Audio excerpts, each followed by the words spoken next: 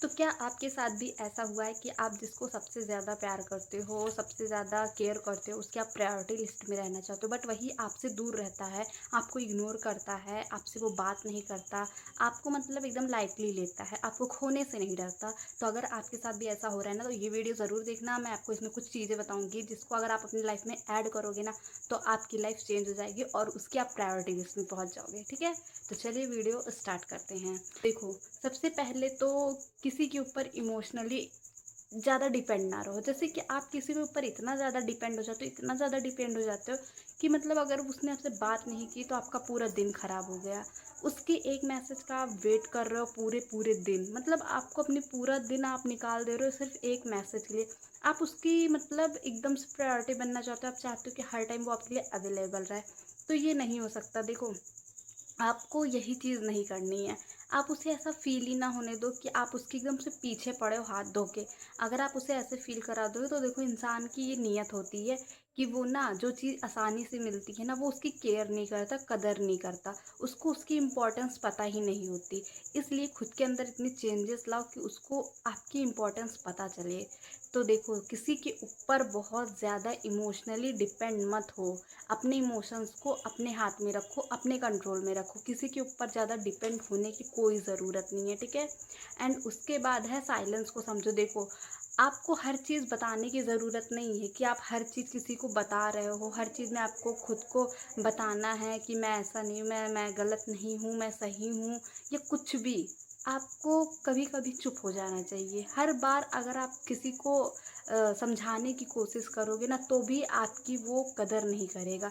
जो इंसान कभी-कभी शांत हो जाता है ना, उसकी वैल्यू बहुत होती है। मतलब इंसान उसकी प्रायोरिटी समझता है। तो ये चीज़ हमेशा याद रखें कि साइलेंस को समझो। कभी-कभी इंसान को चुप हो जाना चाहिए, हर चीज़ नहीं बताना चाहिए, हर चीज़ में नहीं उसे एक्सप्लेन करना चाहिए कि नहीं ऐसी बात नहीं वैसी बात। तो ये चीज़ बिल्कुल भी ना करें। और उसके बाद है परमानेंट अवेलेबल ना रहो। अगर आप किसी के लिए हर टाइम अवेलेबल रहते हो, उसने तुरंत आपसे बोला, आप तुरंत उसके पास चले गए, उसने आपसे कुछ भी कहा, आप तुरंत उसके लिए कर रहे हो, तो ये चीज़ बिल्कुल मत करो। देखो, अपने लाइफ में एक चीज़ ऐड कर लो कि जो इंसान आपको जितनी प्रायोरिटी देगा, आप भी उसे उतनी प्रायोरिटी दोगे। ना ज़्यादा ज़्यादा, ना बहुत ज़्यादा कम, मतलब उसे बुरा भी ना लगे और आपका भी ज़्यादा टाइम उसको आप मत दो। जितना वो देगा उतना ही आप भी दो, ठीक है?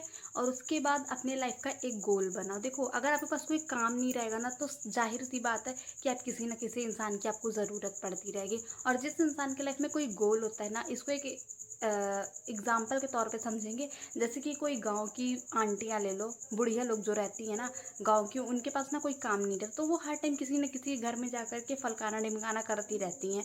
तो देखो, उसे किसी न किसी की ज़रूरत है, वरना वो पूरे दिन बोर होगा ना। तो ऐसे ही आपको किसी के ऊपर इतना ज़्यादा डिपेंड नहीं होना है। आपको अपने लाइफ का कुछ लक्ष्य, कुछ गोल, कुछ ड्रीम बनाना है, ठीक है? अपने इससे आपका भी फ़ायदा होगा और आप किसी के प्रायोरिटी लिस्ट से जाओगे भी नहीं। आपकी भी अपनी एक वैल्यू बनी रहेगी, आपका भी अपना एक टाइम। आप जैसे हर टाइम किसी के लिए ज़्यादा अवेलेबल रहोगे ना, आप हर टाइम उसकी हर एक बात मान रहे हो, वो कुछ नहीं आपके लिए कर रहा है, आप सब कुछ कर रहे हो, तो इससे ना आपकी इम्पोर्टेंस ख़त्म हो जाएगी, ठीक है? तो इसलिए अपने जीवन का एक लक्ष्य बनाओ, ठीक है? और ओवर केयर और ओवर थिंकिंग बंद कर दो। किसी ने आपसे थोड़ा-सा बात नहीं किया, आप एकदम उसके बारे में सोचने लगे। अगर वो आपसे थोड़ा-सा बात नहीं कर रहा है, तो आपको लग रहा है कि कहीं मैंने कुछ कर तो नहीं दिया, कहीं मैंने कुछ गलत तो नहीं कर दिया, कहीं मेरी वजह से तो नहीं कुछ हो गया। मतलब हर चीज़ में आप खुद को ब्लेम किए जा रहे हो। तो आप देखो, अगर आप खुद को ज़्यादा ब्लेम करोगे ना, अगर आप ओवर केयर करोगे, ओवर थिंकिंग करोगे ना, तो क्या होगा ना कि अगले बंदे के पास फिर आप कॉल करोगे और फिर आप उससे ज़बरदस्ती सॉरी बोल रहे हो, जबकि आपकी कोई गलती है भी नहीं। वो बंदा, अगला बंदा अपनी लाइफ में बिज़ी है और आपको लग रहा है कि आपकी गलती है। देखो, इसमें आप तो अच्छे हो, पर उसे इस चीज़ से कोई फ़र्क नहीं पड़ता। उसे लगता है कि ये मतलब ये फालतू ही मुझसे सॉरी बोल रही है और मतलब तुम रो रही हो उसके लिए, जबकि उसमें आपकी कोई गलती है ही नहीं। आपको ये चीज़ बिल्कुल भी नहीं करना। ओवर केयर, ओवर थिंकिंग एकदम से बंद कर दो।